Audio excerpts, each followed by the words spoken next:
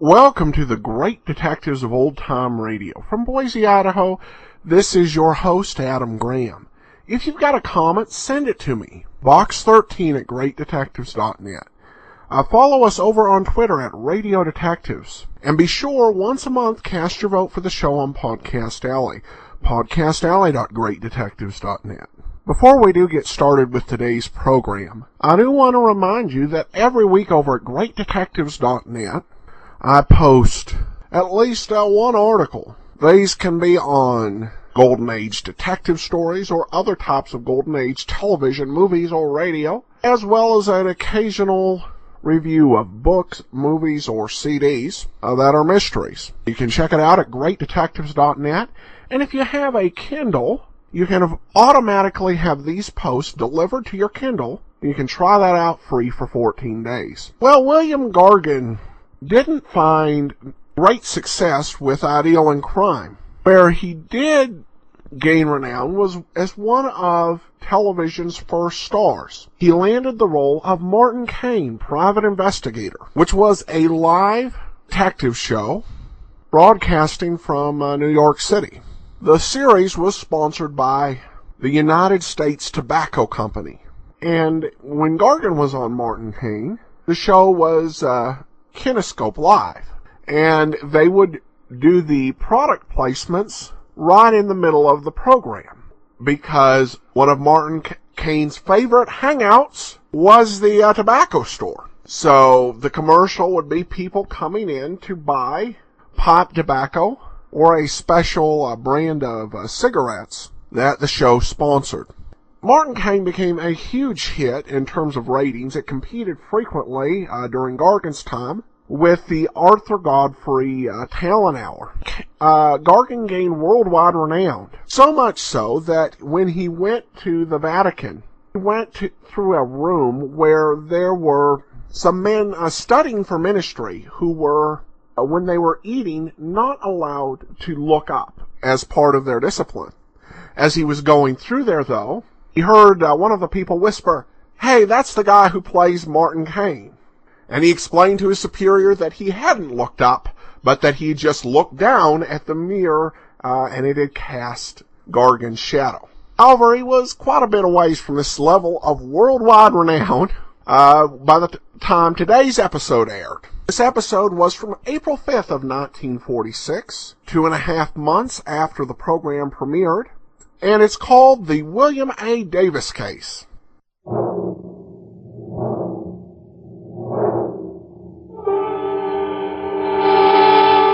I deal in crime.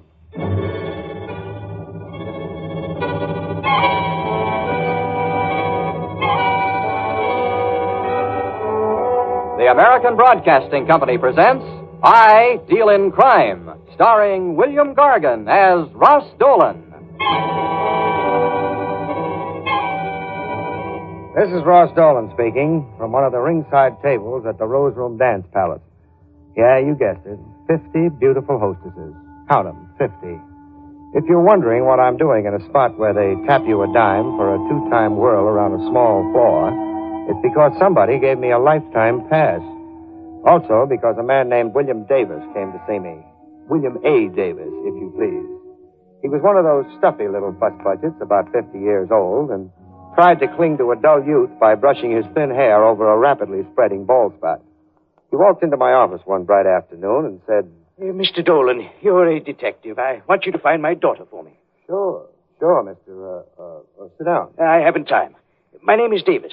William Davis. William A. Davis.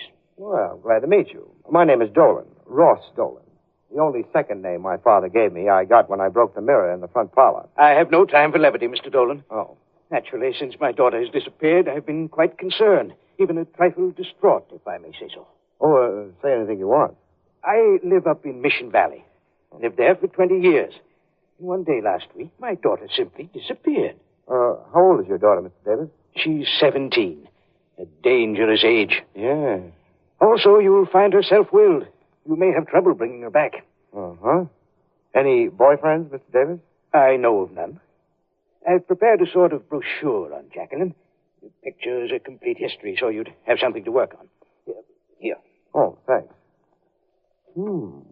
She's a pretty kid, isn't she? Yes. Let us discuss your fee, Mr. Dolan. My ceiling is $5 per day. $5 a day? Mr. Davis, you better either raise your ceiling or lower your floor. You're talking to the wrong man. I'm a sporting man, Mr. Dolan. I'll make you a proposition. If you find Jacqueline, $500. If you don't, nothing. Of course, I'll pay your expenses. Mm-hmm. I think I'll take you up on that, Mr. Davis. Yes, I thought so. You have a reputation for being quite a gambler. Thanks. I presume her mother is quite concerned, too. I don't know, Mr. Dolan. Also, I don't care.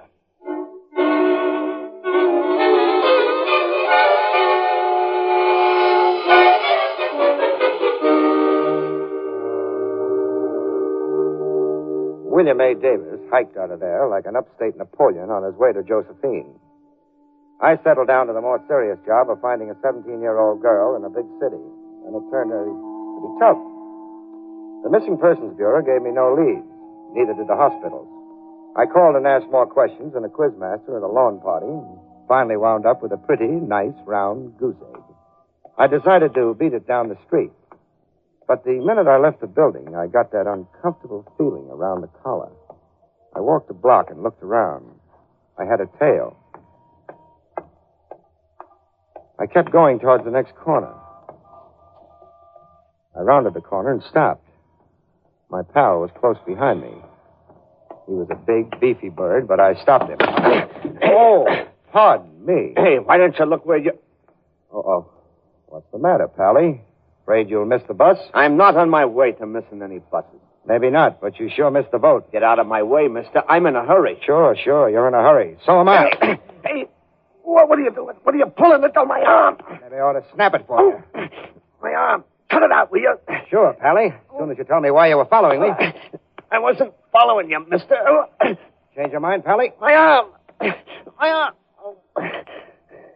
The guy told me to tell you. There was a guy on that corner back there. He gave me $5. You're lying, Pally. Yeah, I'll tell him. He was a lawyer. His name was Clemson. He's in the Ryan building. Uh-huh. What do you want? I don't know. Just wanted me to follow you. Tell him where you went, that's all. Can I, go now? Yeah, you're going, Pally, with me. This is another of your feeble fabrications. I'll really give you something to scream about.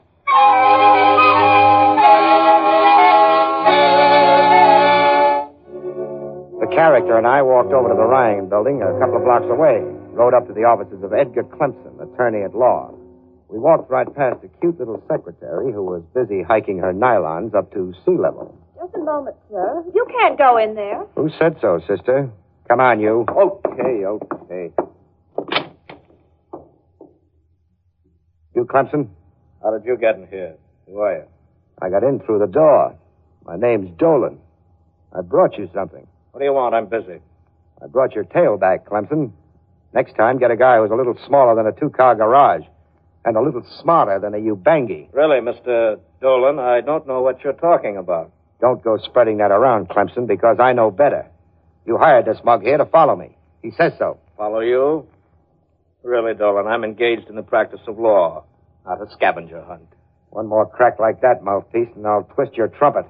The next time you put this dumb lug on my tail, I'll mail you back his arm. Now listen here, Dolan, I got... Quiet. You're under the impression you're pretty tough, aren't you, Dolan? Suppose I am. Just remember that I'm a lawyer, Dolan. You get tough with me, and I'll tenderize you like a $2 ham. Now get out of here.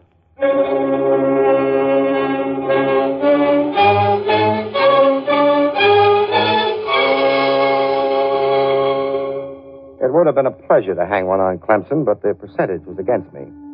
Then I remembered the story of that Greek hero, the one with the weak heel. I figured Clemson might have a weak heel, too. He did, and I was kind of sorry about calling her a heel. It was Charlotte Crandall, Clemson's secretary. I promptly picked her up and just as promptly sat her down again, in one of those cozy spots. Sure was nice of you to take me out for cocktails, Mr. Dolan. Oh, don't mention it, Charlotte. When I saw those nylons, I was a gone gosling. Oh, I'll bet you say that to all the girls. All the girls I know don't have nylons. They don't? Gee, sure is swell in here, Mr. Dolan. I've never been here before. Where do your boyfriends usually take you? Well, lately they've all been taking me home. That's so. I guess because they don't make much money. Or else they're smarter than... Say, how's your boss? Boy, was he mad at Butch, the guy who followed you. I can imagine. Butch do a lot of work for Clemson? Just where Lucky Maxwell's concerned. Lucky Maxwell. Don't remember him. Lucky isn't a he, Mr. Dolan. He's a she. No. She's one of Mr. Clemson's best clients. And you know something? No, why? She runs a diamond dance place. It's called the Rose Room. Must take it in some evening. Oh, I don't think you'd like it. It costs a dime every time you dance with a girl. Besides, I dance with you free. Maybe you got something, Charlotte. Have another... One of my boyfriends is coming over. Well, don't worry, Charlotte. One night this week, you and I'll go out. I'll show you the sights. Okay. Make it anything but the zoo. I've seen that 7 times this month. Anything but the zoo. Hey, okay. Hey, Miss Crandall, Mr. Clemson wants you right away. He sent me to look for you. Isn't it kind of funny you came to exactly the same place? Mr. Clemson said I couldn't talk to you, Dolan. Come on, Miss Crandall. Mr. Clemson is kind of mad. Okay, I'm going. Goodbye, Mr. Dolan. See you later. Yeah, kid. Well, I guess I better beat it, too. The boss sent for me to tell you something, Dolan. Yeah, what? Lay off his secretary, or he'll nail your hide to your own front door.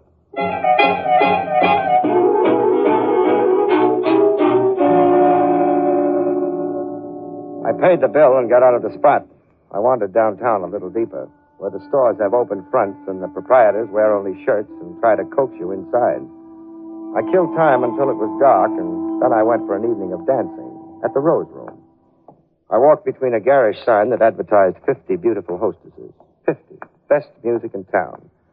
So I walked up the rickety steps, laid down a couple of bucks, took my 20 tickets, and hiked in. I walked over to the check room. I saw a girl behind the counter who took my breath away. She smiled at me. Well, customer, check your hat. Yeah. Number 711, mister, for you. That's lucky. Yeah. You stand back there all the time, or do you ever come out? Oh, for a good customer, sometimes I come out. Oh, I'm a good customer. Well, that's what they all say.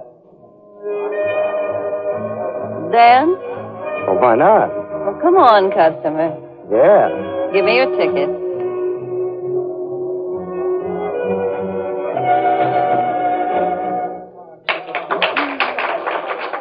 I'll have to have another ticket. That was a dance? Why, I only got a chance to do 3 steps. Well, up here, mister, you gotta be quick. You said it. How about sitting at one of those tables? Sure. Give me $1. $1 for sitting? Yeah, for 15 minutes. $3 for an hour. Holy smoke. What does the poor guy do around here? He goes to a movie and saves his money. Want to sit? Yeah, and at that price, those chairs better be upholstered in platinum. Oh, how's this? Swell. Have something? Management says no. You can, though. Oh, thanks. Maybe I can't afford it. Say, who are you, mister? I've seen you places. Name's Dolan. Mean anything? Like the name, though. Wish I could stay. Yeah. What about that babe out there in the blue dress? Oh, you mean Jackie. She's popular. Too bad. Oh, of course, if you'd like to meet her, I can fix it. Would you? Fix it, I mean. Sure. I'll send her over. See you later, Dolan. I watched my erstwhile girlfriend walk out on the floor, say something to the kid in the blue dress, who I knew was Jacqueline Davis. Then she angled back to her check room while Jacqueline came towards me. She and the band made it at the same moment. Well, hello. Hello. You want to dance? Or sit? Let's try one, huh? That's what we're paid for.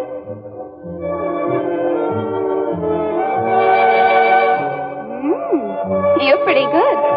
Thanks. Jackie? Oh, you know my name. Who told you? The doll in the check room. She did? Yeah. Why are we dancing toward the door? It's crowded over there. We're going places, kid. You got me wrong, mister. I don't leave the place. Oh, yes, I think you do. You're Jacqueline Davis, aren't you? So what? So your old man's looking for you. He's playing me a nice fat fee to bring you home. So we're walking over to the door. We're leaving, you and me. I won't go. And you can't make me. You're 17. Either you go with me now or I'll be back with a writ and shut this place up. I'm 18. Cut it out, kid. I know better. Come on, and don't say anything to anybody. Just a minute, mister. What goes? The girl. I'm taking her out. Oh, no, you're not. We don't permit girls to leave with the customers. You're in the wrong place. I'm in the right place. The kid's only 17. Her old man's looking for her. So? You want any more than that? No, beat it. And mister, don't come back. Okay. What makes you think you can get away with this? I don't think. Hustle it, kid. Your old man's waiting. I won't go back, and you can't make me. If you were my kid and you talked that way, I'd paddle you until you put on your stocking standing up for a week. There's a cab. Get in. Okay. In, kid. Hey, Jackie, what goes? Mike, my father sent him. He's after me. Get in here, mister. The dame stays out. What do you think you're pulling? I'll get your license for this. Don't make me laugh. I don't have a license for a gun. Get in. Okay. Get upstairs, Jackie, and get Sammy. I don't have to. Here he comes now. Sit still, Dick. As soon as Sammy gets here, we're leaving. Oh, is Sammy going along? I see you caught him. Get going, Mike, out the post road. I got something for this monkey. Why, Sammy, are you talking about me? Shut up.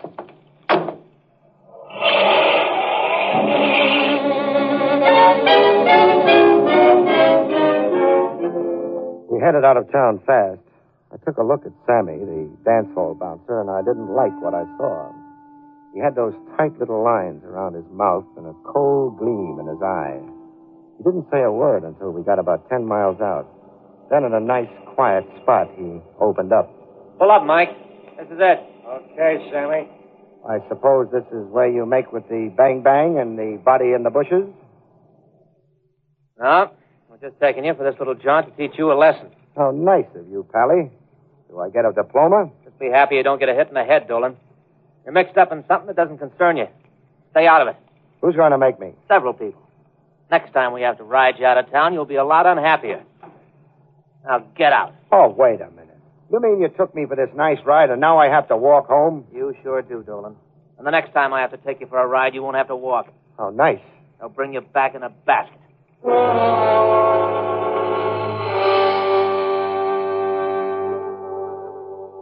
cab door slammed and my two pals got away from there fast. There was only one thing for me to do, and that was to start walking. It was late, there were no cars, and I figured I could make it to the nearest car line by morning. By that time, Jackie Davis would be on her way to China. Hey, how about a lift to town? Where are you going, mister? Back to town. Can you help me out? Climb in, Sonny. Thanks. Hey, what are you doing way out here this time of night, Sonny? My doctor told me to take long walks, only tonight I overdid it.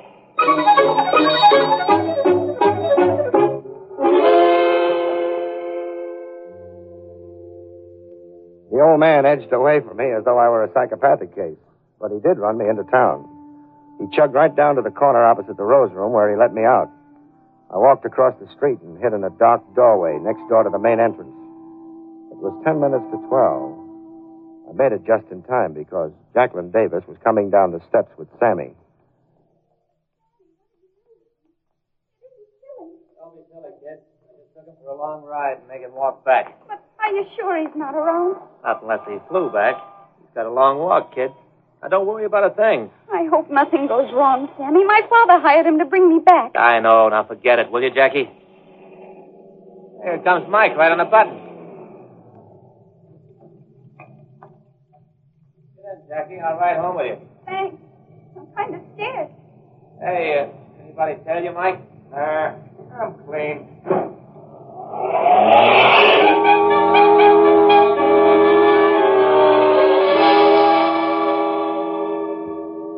Jackie, Sammy, and the driver drove out of there in a hurry.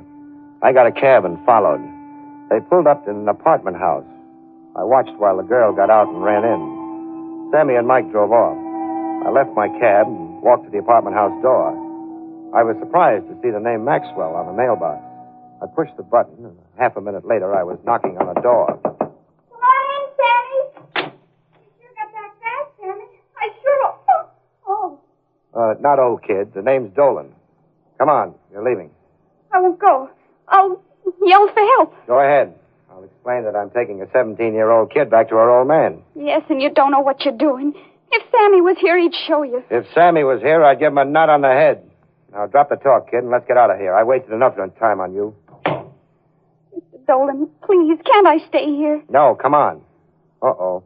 Here comes trouble. Oh, hiya, Jackie. Mr. Clemson sent me over to keep an eye on you, so I am. I'm glad you came, Butch. Look, it's him. I know, but I can't talk to him. Mr. Clemson says so. Thanks, pal. Now, get out of the way. We're in a hurry. No, Butch, he wants to take me back to my father. Oh, you can't do that, Dolan.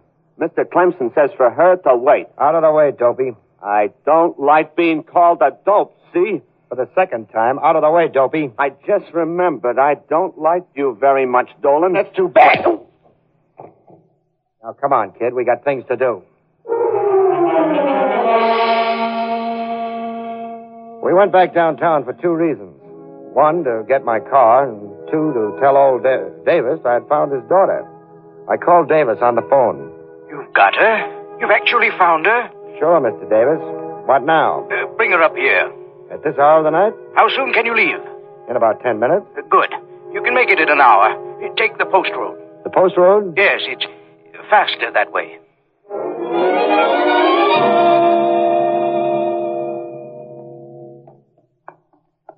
You know how to get to Mission Valley by the post road, Jackie? Even if I did, I wouldn't tell you. Okay, kid. Here's my car. I'll find the way. Wait a second, Dolan.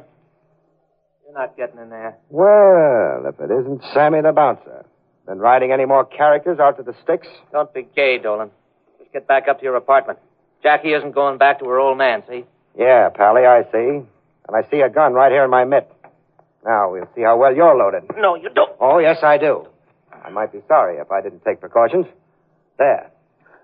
Well, a neat heater you're carrying, chum. 38. Pretty man-sized for a lad like you, so I think I'll take it. Doesn't make any difference. Mike is waiting outside the garage door. I'm not playing duck on a rock for any smart mouth, Pally. Get in the car with the kid. What for? Get in and hurry it. Let me see you get past Mike at the door, Dolan. I'm not getting past. You're doing that for me. On the contrary, Because if you don't, this will go off right in your face.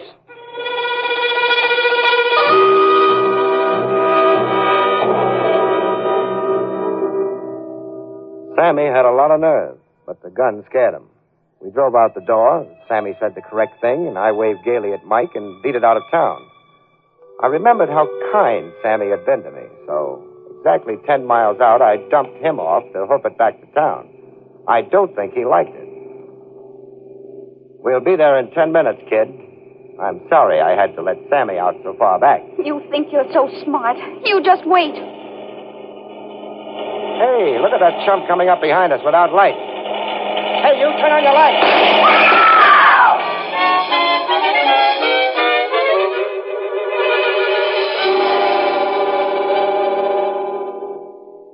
A cream-colored sedan had sneaked up behind us, and as it passed, a series of stabbing flames shot out of the window.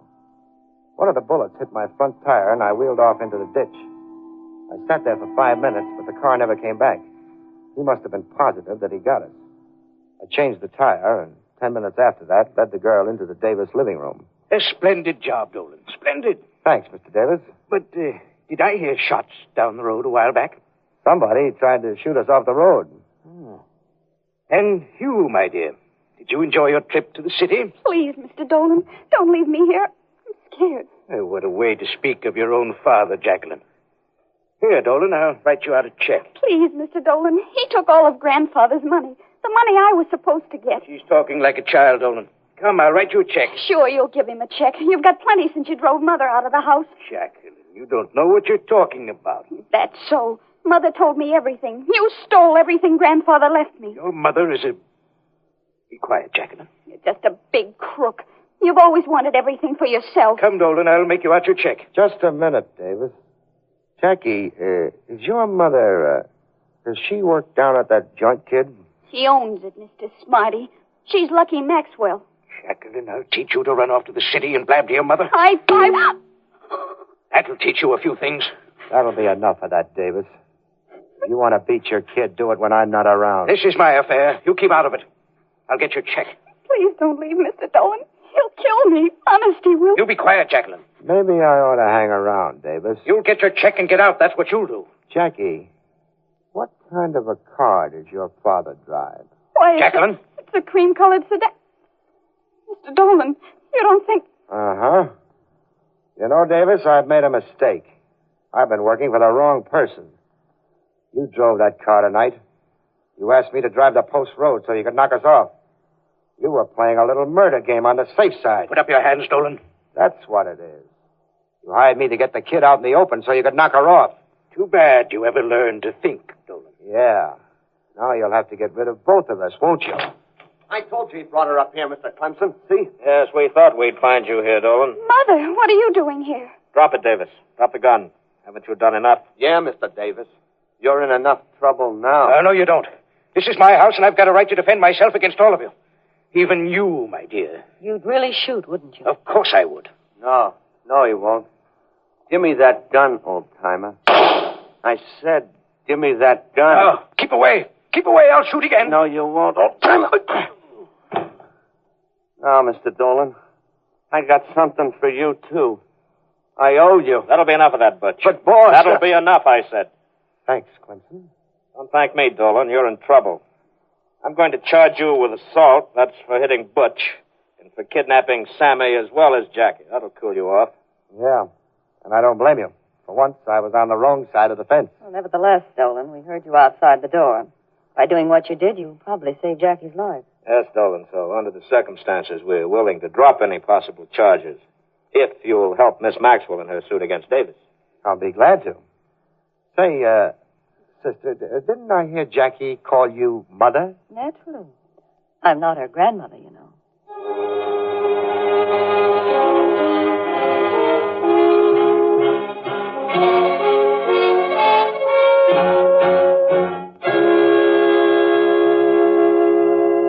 The whole story came out then.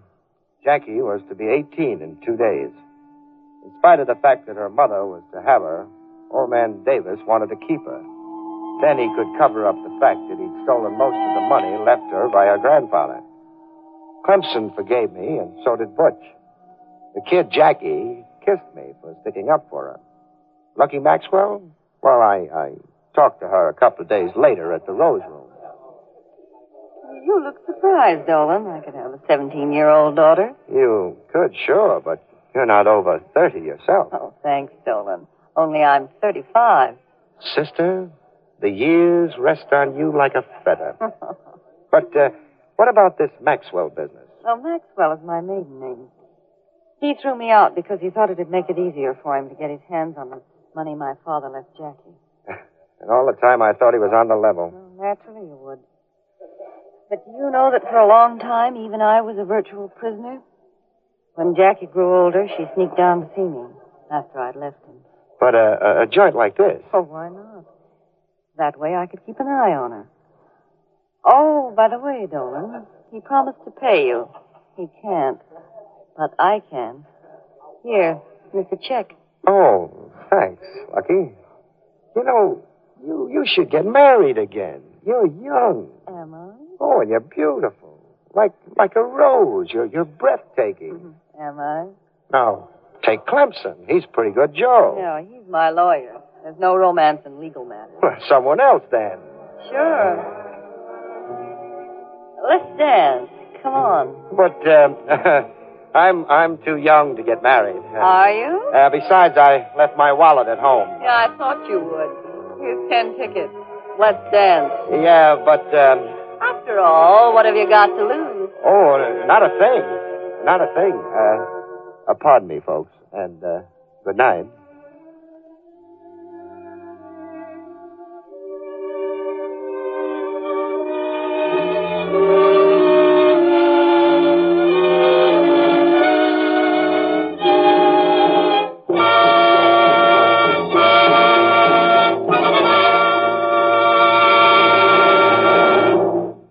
Don't forget to listen again next week, same time, when you will hear William Gargan say, I deal in crime.